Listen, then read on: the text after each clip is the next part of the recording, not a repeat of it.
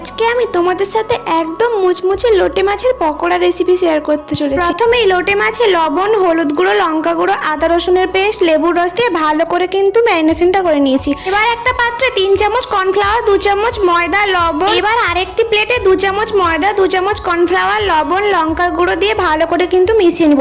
এবার একটা ব্যাটারের জন্য কিছুটা হলুদ গুঁড়ো দিয়ে ভালো করে কিন্তু ব্যাটারটা আমি বানিয়ে নিব। এবার এক পিস করে লোটে মাছ নিয়ে ভালো করে ব্যাটারে চুবিয়ে এরকম ভাবে কিন্তু কোট করে নিব।